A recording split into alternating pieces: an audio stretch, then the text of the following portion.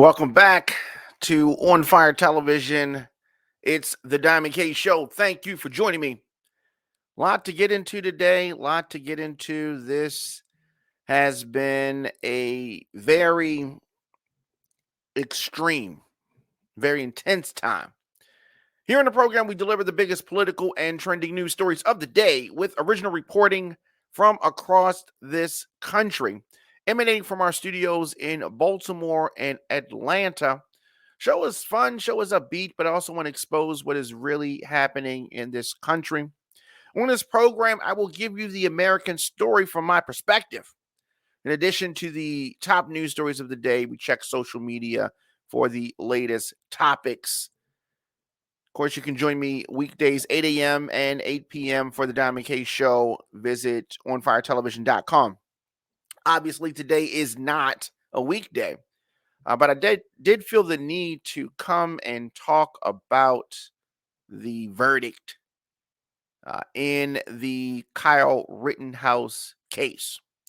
So the jury found Rittenhouse, teenager, who shot 3 men during protest in Kenosha, Wisconsin last summer, found him not guilty. Not guilty of any of the charges against him. Jurors deliberated 3 days. And yesterday they delivered this verdict, accepting the defense that he was acting in self-defense. So many people not surprised by this. And you got people on opposite sides of this spectrum. The trial itself was a media circus. And I suppose that was inevitable. Obviously, there was intense criticism of the judge. His biased, just the bias that he showed was, unmistakable. I mean, there was no way that anyone could look at that circus of a trial and think that we were going to get anything other than what we got. Now, the predicament that the Rittenhouse trial was in, based on everything, I doubt that the trial could ever do what many Americans, many Democrats wanted. It could not produce a plain, clear, concise answer as to whether Rittenhouse was a hero or a villain. What it did, however, was say something about the state of race relations in this country. We are opposed on gun rights. We are opposed on protests. We are opposed on a number of things. And this trial did highlight some of those issues. These issues are political matters, not judicial matters. So when you go to a court for a judicial matter, but all you get is politics, you're going to have a lot of people that are unhappy because this country is supposed to be built on laws.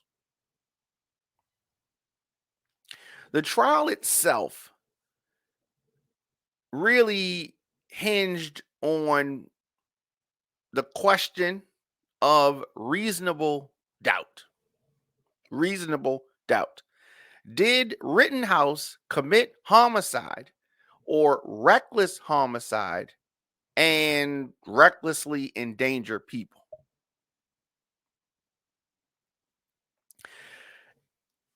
One of the controversial things that happened in this case, the judge during the trial dismissed 2 misdemeanor charges. One for breaking a curfew which he clearly did, and unlawfully possessing a dangerous weapon while younger than 18. The judge, cited errors by the prosecutors. Now, let's say that you are speeding. Let's say that you're under 18 or under 21. You're a teenager caught speeding, and let's say that the speed signs are, I don't know, 65, and then you go a few blocks down the road and it's 45, and then you go a few more blocks down the road and it's 65, and a few more blocks down the road and it's 25, right? In an instance like that, where someone is speeding and it's confusing as to what the speed is in a said area. Now, that might be something that maybe you could throw out. Maybe you could dismiss it. Maybe you could overlook it depending on a lot of factors, the age of the driver, depending on the amount of infractions they've had, depending on if they were drunk, like a lot of different things, right? And I don't think too many people would complain about that if it was something confusing and cut and dry like that. But to throw out one, the curfew violation, when clearly there was a curfew, but no one enforced it, right? The police didn't care. And seemingly the judge didn't care either. Then also throwing out the possession of a dangerous weapon while younger than 18. That level of leniency is very rarely given to black and brown people. Very rarely. Was this an example of white privilege at its worst? Yeah, definitely. Definitely. And as these things continue to unfold, we started to get the picture. If it was unclear, we started to get the picture as to where this trial was headed. From the beginning, the events that led to Rittenhouse fatally shooting 2 men and injuring another,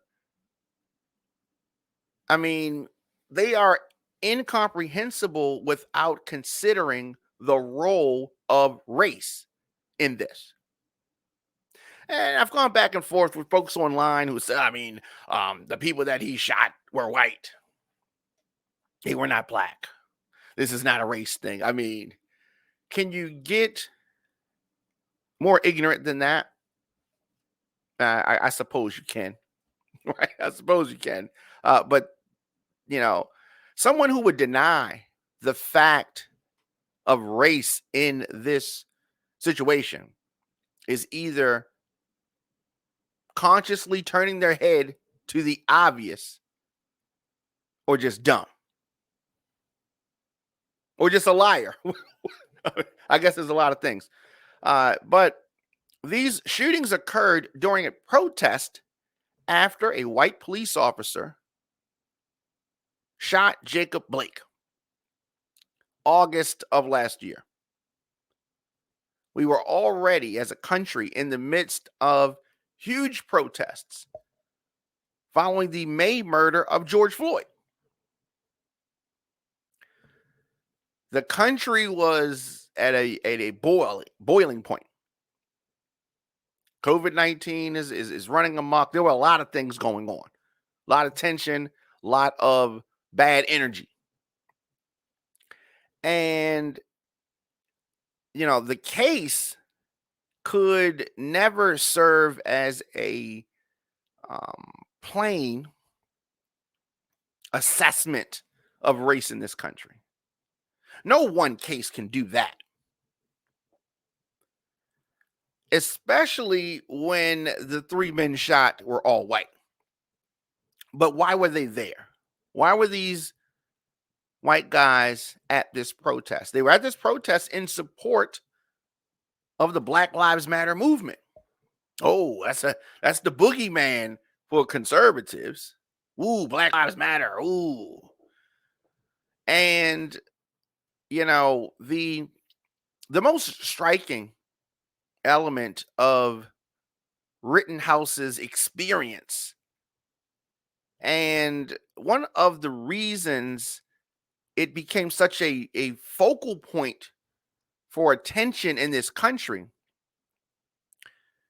is the way that he was treated by the cops, right? The popo. Rittenhouse, teenager, right? He self-deployed, right? On his own, decides to go to the streets of Kenosha, not far from his home in Illinois, but in another state nonetheless.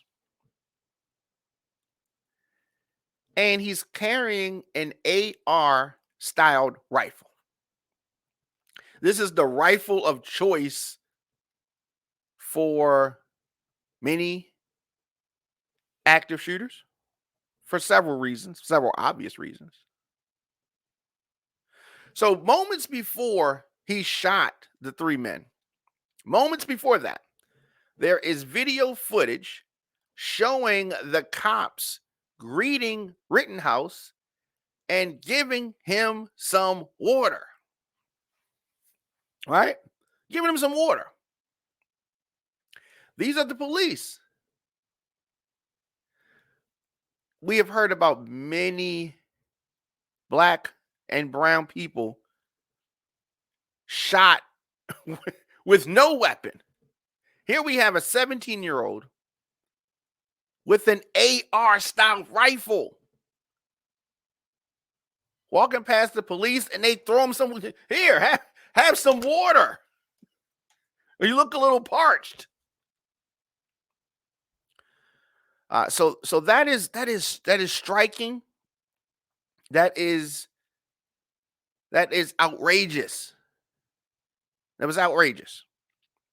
But that showed you the direction that things were going. And wherever you live in the world, sometimes you can become disconnected from things. Sometimes you can feel like things are different than they are, maybe because of who you surround yourself with, maybe because of the company that you keep, maybe because of the places that you go. And then when you see what happens in other communities, it can snap you back, bring you back to reality, and highlight, illuminate how far we have to go. So after the shooting, Rittenhouse then went home, where his mother persuaded him to turn himself in. All right. Mother persuades him to turn himself in, turns himself in. At the police station, detectives cut off his interview when he plainly did not understand Miranda rights. Old enough to carry a gun around, but too immature and ignorant to understand Miranda rights. It's an interesting combination, wouldn't you say? Very interesting combination. Doesn't understand Miranda rights. Just tuning in, your man Diamond K in here, of course, the Diamond K Show. I am dissecting the Rittenhouse verdict trial. We're going to dive into that. And there's a lot to unpack here. Of course, the Diamond K Show is an On Fire television production. You can get the program on demand at the WRF Radio app, Apple Podcasts, Spotify, Stitcher, iHeartRadio, Google Podcasts, and of course, YouTube.com/DJ Diamond K. Here on the Diamond K Show, we're very excited about the WRF Radio app. Take a moment to download WRF Radio in your app store. Leave me a comment. You can scroll your timeline, attend a Zoom meeting on mute, do some online shopping, all while listening to the Diamond K Show. We are talking about the Rittenhouse trial, media circus, and we're going to continue that right after this.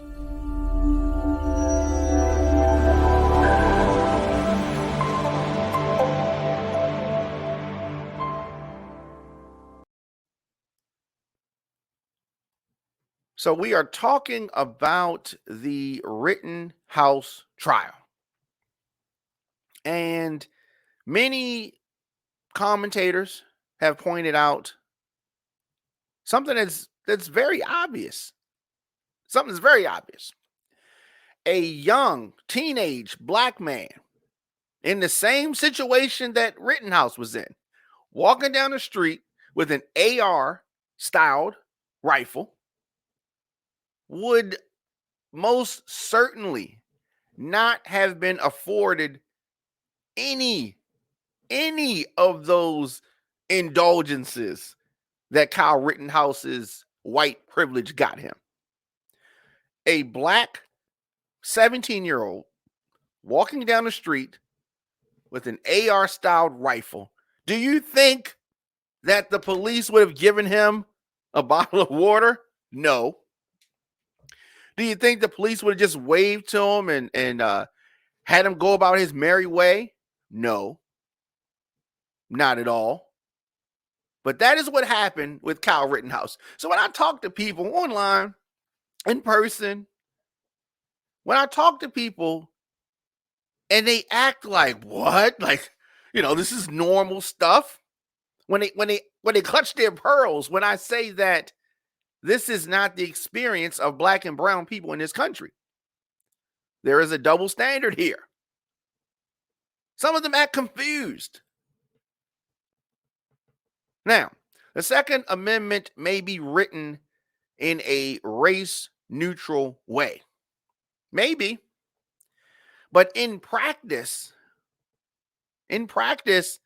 black Americans and brown ones do not have the same rights as their white compatriots do.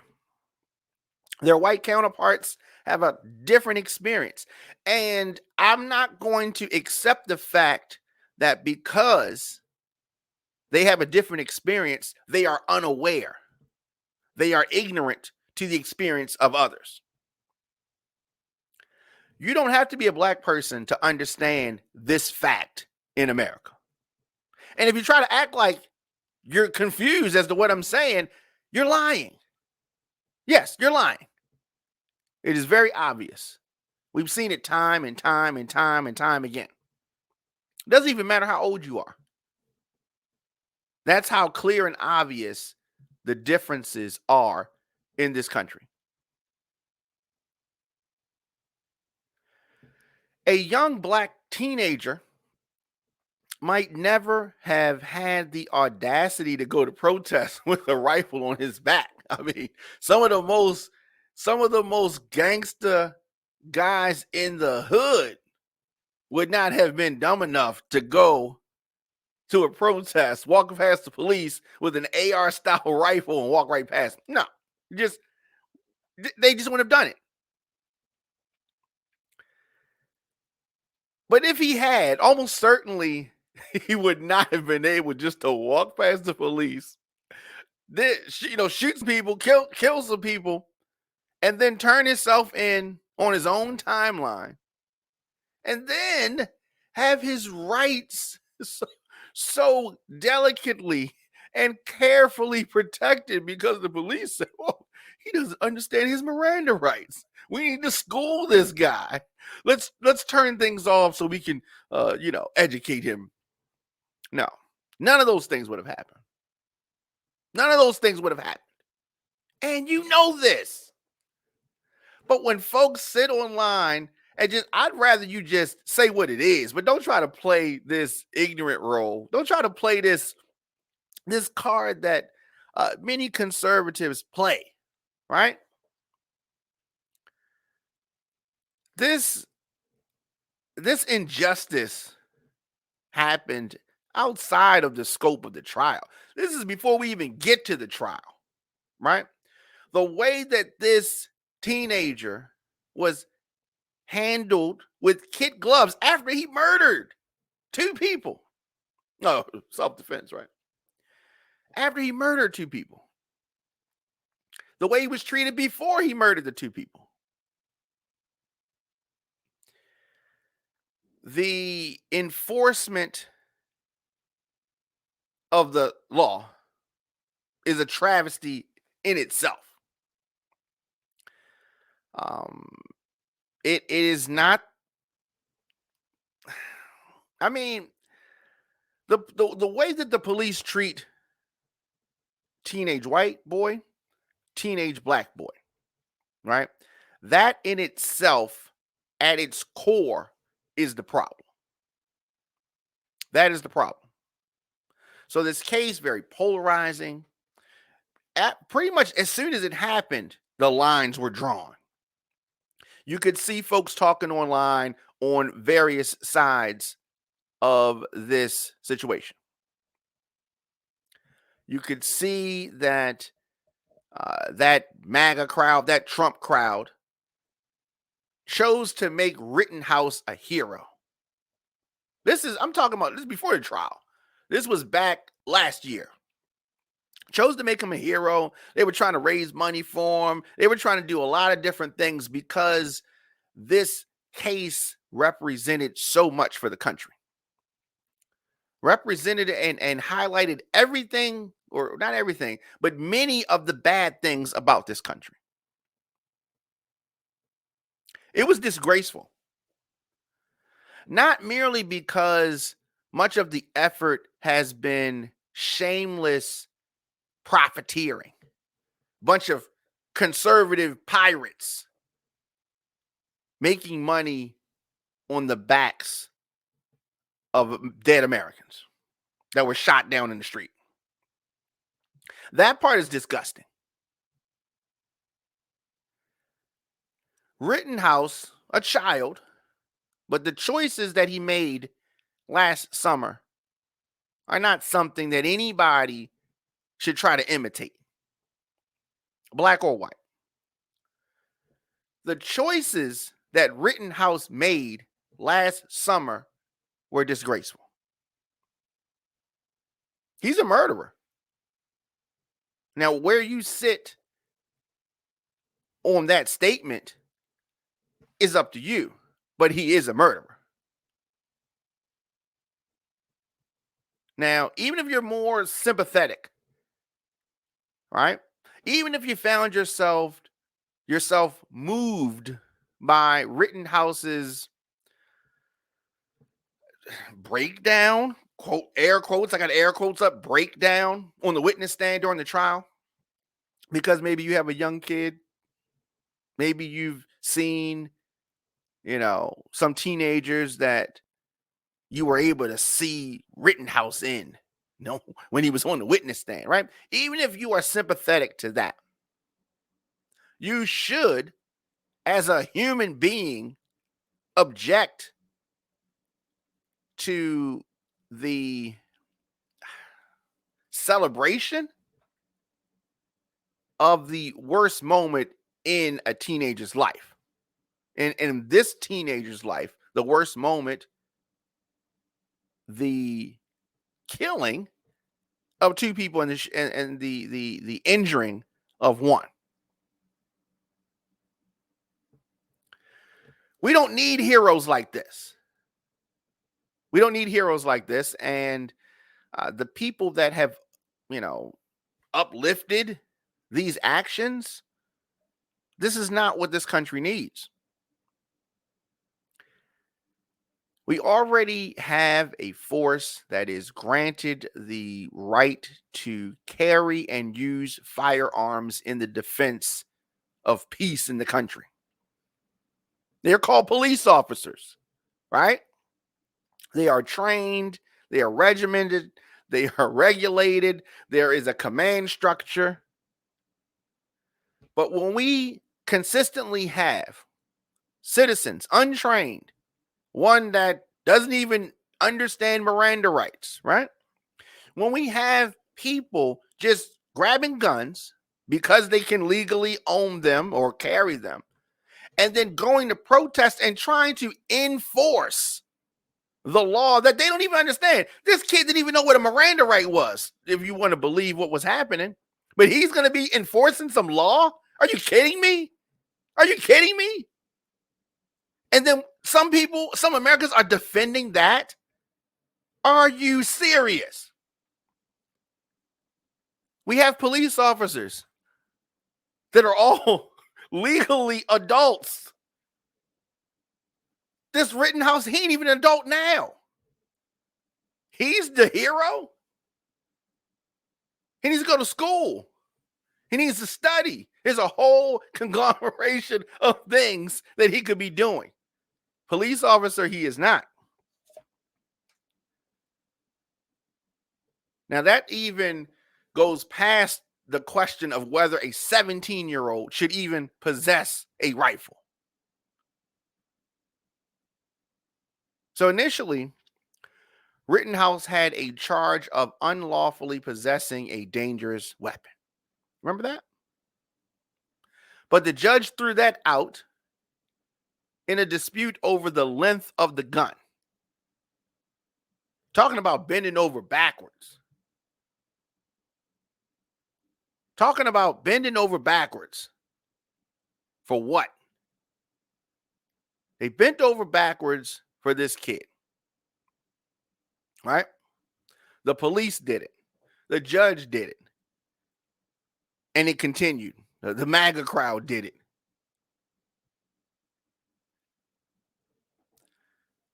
I do not agree with vigilantes.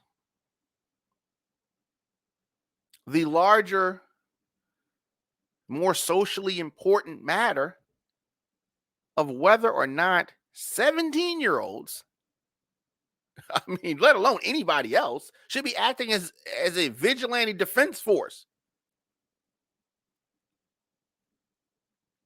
This is a political issue. No judge can necessarily resolve that. This is a political issue. Some laws have to be in the books. But we have police officers. We do not need untrained civilians taking the law into their own hands and shooting people down in the street. Once this teenager was out in the streets of Kenosha carrying this rifle, he gets into a confrontation with some men. So obviously he shot one.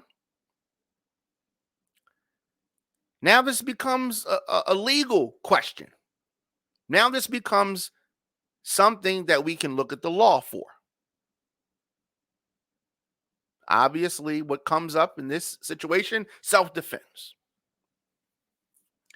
Now, you have to look at this from multiple perspectives. You look at this from the perspective of Rittenhouse, who's looking for trouble. He went to a protest, and he's on the opposite side of the protest. Then you have the protesters seeing someone with a gun, a rifle, who ain't down with their team and's already shot somebody. From their perspective, that looks like something as well. So, self-defense laws are being stretched to their limits. Self-defense laws being stretched to their limits. And it is something that is very frustrating to watch. Going to a protest armed, to me, is a stupid thing to do. It's definitely provocative. It's dangerous.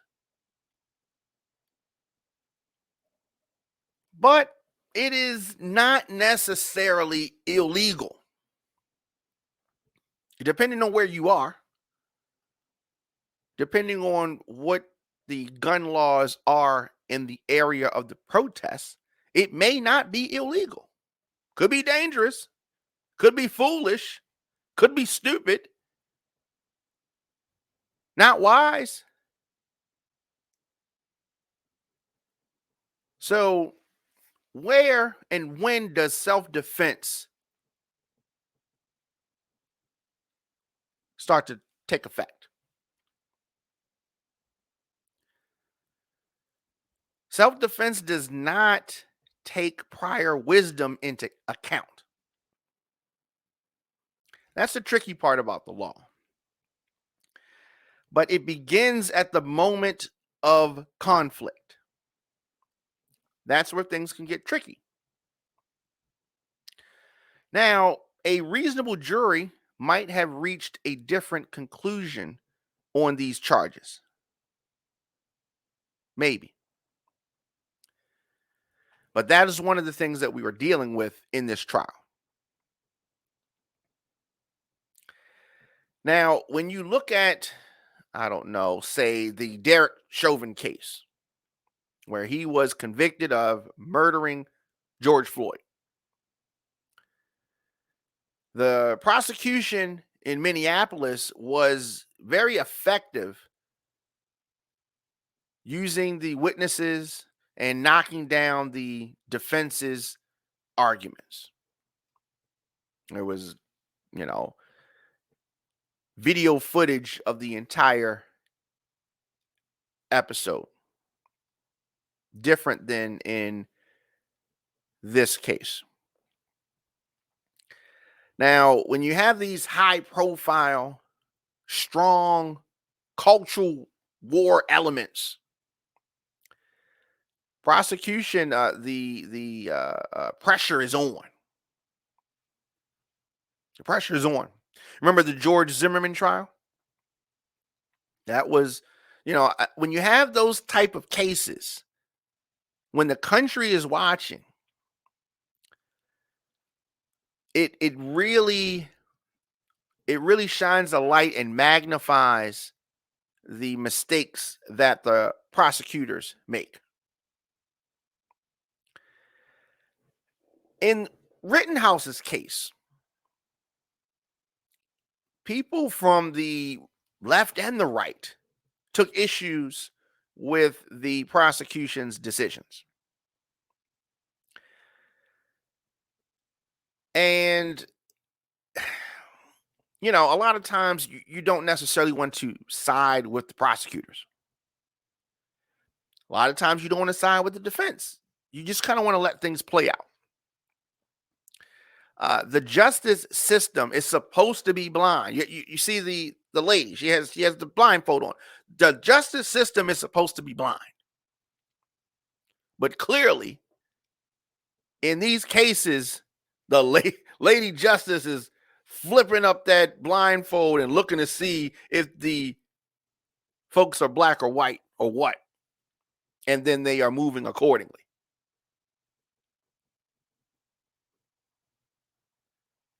The Chauvin case with George Floyd, it was an exceptional case, mainly because it was a straightforward case. Wasn't a whole lot to it. The facts were relatively clear. It was laid out. It was on video. One reason that Chauvin was convicted, while so many other police officers charged in killings have not been, but the other thing, the symbolism of Floyd's murder, the stakes of the case have been closely matched.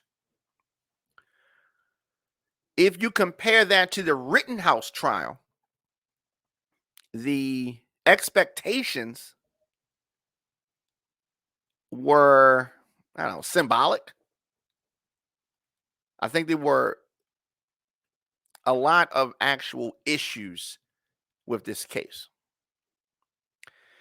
It is unrealistic for us to expect the justice system to sort out messy questions.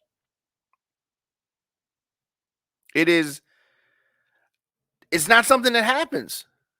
These political questions, us going to the courts to try to get them, sorted out, doesn't happen. Americans cannot rely on the justice system to do what the political system can't do. Right? We're going to have to figure this out. We're going to have to, as a country, come to some of these answers and conclusions.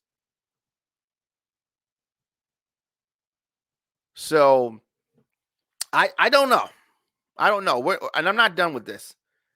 We're gonna do. We're gonna take a quick break, and we're gonna come back with more of the show. Uh, Diamond K in here, and I am dissecting this Kyle Rittenhouse case, the verdict, and we're gonna get into more of that after this.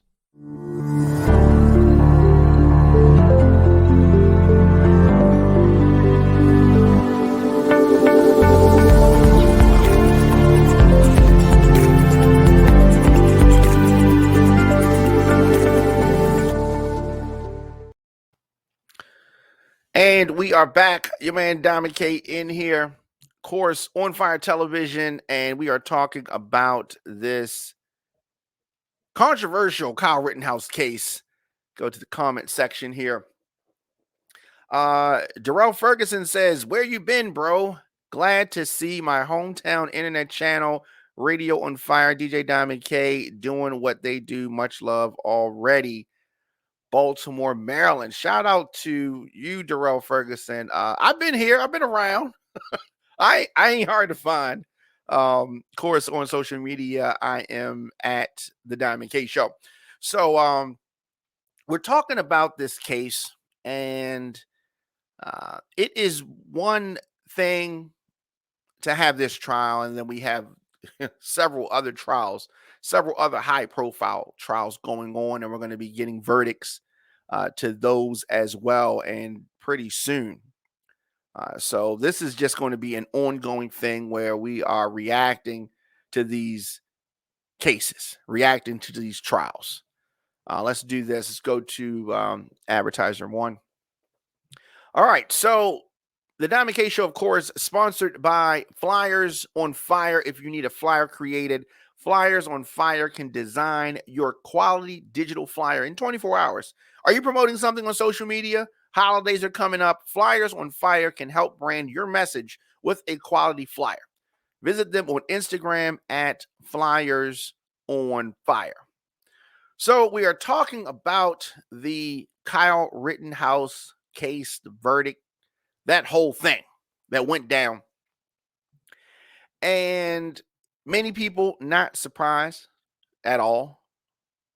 And what did this case come down to? What were we looking at in this case? Two narratives. And these narratives are opposed, right? To the prosecutors, Rittenhouse was a vigilante with an AR-15 style weapon who went looking for trouble. To the defense, Rittenhouse was a sobbing teenager who testified that he found himself under attack in those lightning fast moments and made the reasonable decision to protect himself. These were the two opposed narratives. Depends on how you look at it. Depends on where you sit when you look at the facts, right? Now, based on the verdict, the jury clearly believed that Rittenhouse was the crying teenager who testified that he was under attack and he just had to protect himself. That's what the jury believed. And given the facts, the law, and the circumstances of the trial, this is no surprise. Now, it was always going to be an uphill battle for the prosecutors. It was always going to be that. The key issue was, did Rittenhouse act in self-defense? That's the key issue. That's what it all hinges on. Now, what does that mean? That means that he reasonably feared for his life when he pulled the trigger. That's what it comes down to. Now, when you weigh Rittenhouse's self-defense claim, when you weigh that against the two dueling narratives, it's not something easy to do. But that is what the jury was tasked with. That's what they had to do.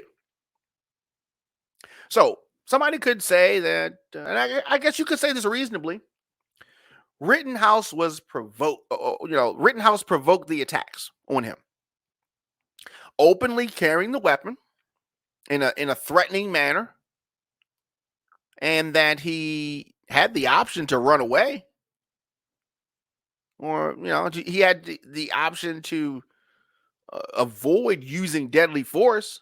He could have done that. He could have done that, even if defending himself.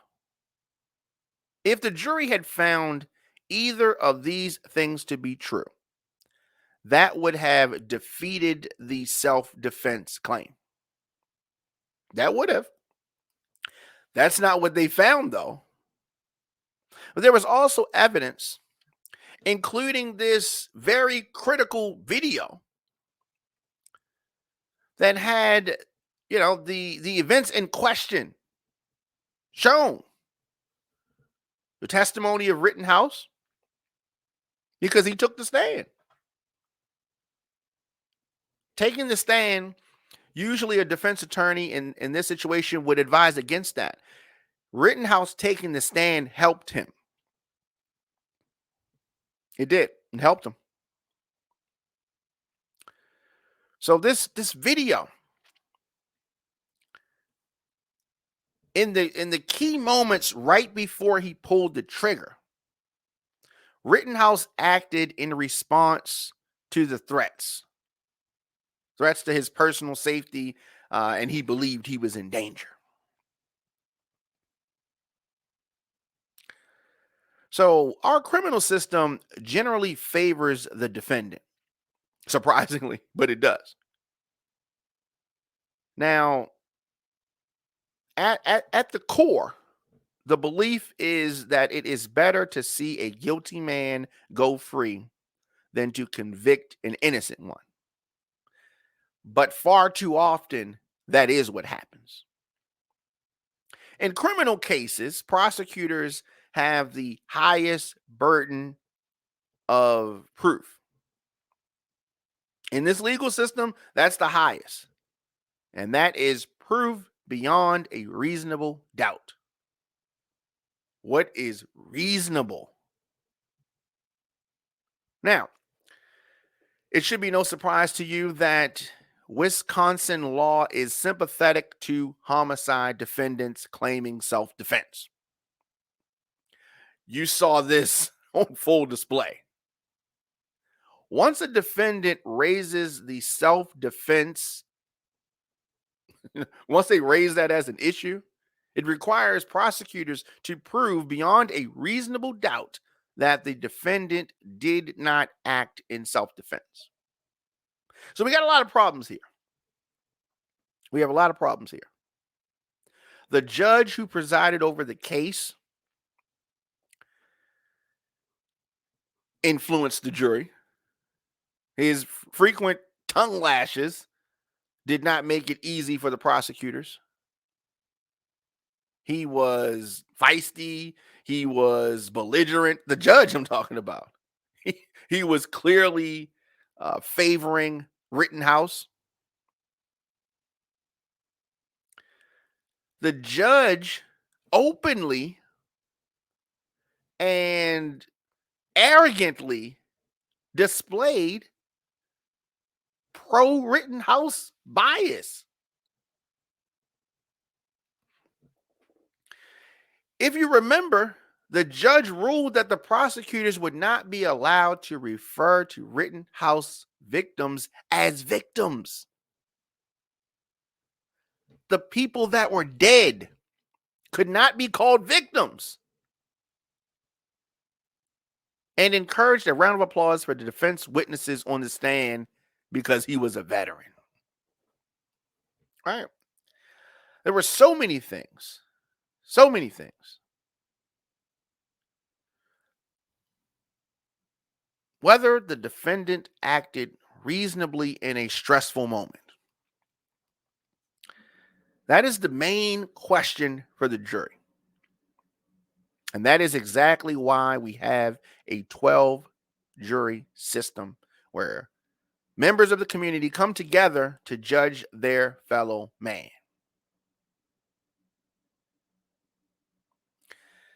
Without question, There's no denying the fact that Rittenhouse did not have to be in Kenosha with his weapon strapped across his body as he ran around the streets in what was clearly an unpredictable, dangerous situation. He did not have to be there. He chose to do that. Had he exercised better judgment and stayed home that night, those two guys would still be alive. But in Wisconsin, that initial decision, as poor of a decision as it was, in itself was not a crime. Yeah, in itself was not a crime. So many people are going to be worried. What happens next? What's going to be the result of this? This could backfire. Things like this happening, vigilante justice, this could provoke, encourage, force protesters to start being armed. So then you got vigilantes, quote unquote, vigilantes, self-deputized vigilantes and protesters, and they're armed because they could be armed as well. And then you have major conflict in the streets of the country. Major conflicts. Why? Because certain types of behaviors have been pacified, allowed. Interesting. I want to go to a few comments here. So this person says that Rittenhouse is going to sue everyone. Going to sue people for what? So Rittenhouse, I mean, he was acquitted of all charges. What is he going to sue people for? Please enlighten me. Okay. Well, yes, if he did and the prosecutor won, it could be grounds for mistrial. Okay. And you say he'd be what? He'd be suing everybody. Is that supposed to be everybody? So what I want to know what these are, I'm assuming, supporters of Rittenhouse. What is he going to be suing people for? What was done to Rittenhouse where he has a case for that? I'd like to know that. So was this episode unique? I think a lot of this depended on the fact that it was in Wisconsin, where the laws are structured in a certain way. Definitely, I think that public concern about Rittenhouse's conduct, and obviously the results, may lead to a re-examination of Wisconsin's gun laws. That could happen.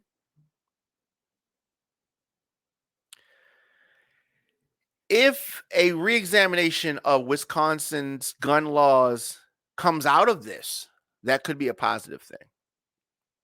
That could be. We don't need things like this to continuously happen.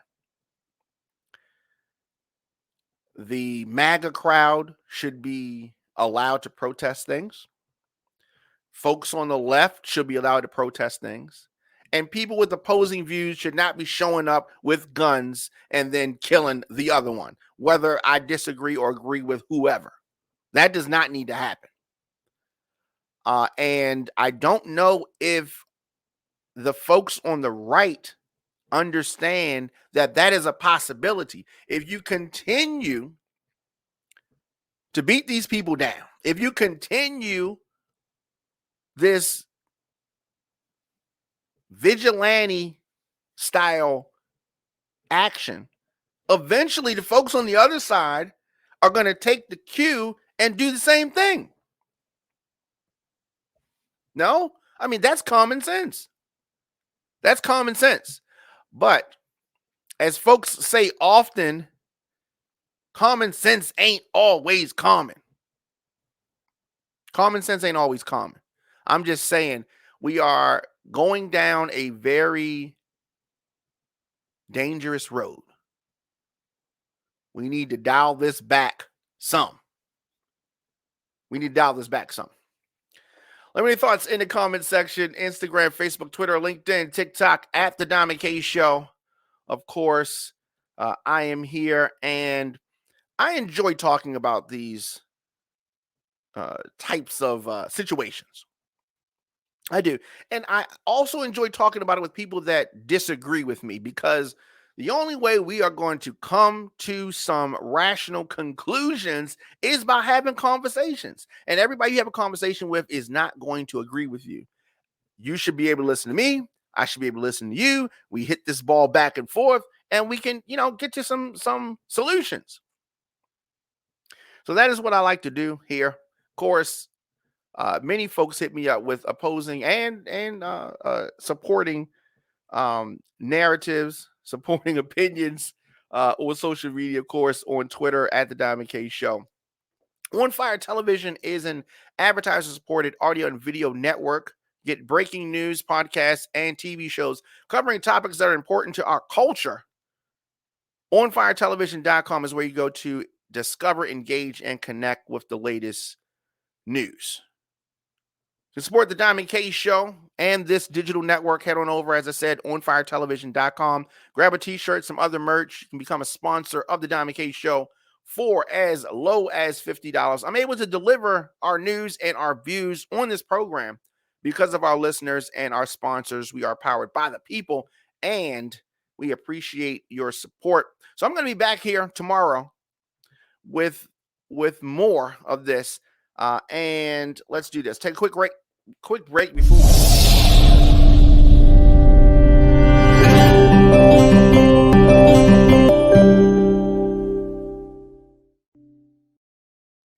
So now that the trial is over, now that we are on the other side of that verdict, what is the easiest way to move forward? Does Kyle Rittenhouse just disappear into the infamy of, Illinois, wherever he lives at? Does he become someone that comes out and starts doing interviews and talking crazy? Is that what he's going to do? Or is he going to just fade into the background and try to, just become a member of society? I personally think that the MAGA crowd is going to adopt him as their own, and we're going to see this guy out here talking and doing interviews and talking greasy. That's what I'm predicting. Hopefully I'm wrong, but I think that is what's going to happen. He is young, he's impressionable, and you have a lot of folks with bad intentions, without question. I think that is what's going to happen. So we'll be back here tomorrow. And of course, we're going to be watching the trials in Georgia as well as the trials in Virginia. On Monday, I'm going to talk about the case in Texas where the accused serial killer, a black guy too, in Texas. We're going to talk about that on Monday. A lot of things to get into, of course, the Diamond K Show. Thanks for listening. I'll see you guys tomorrow.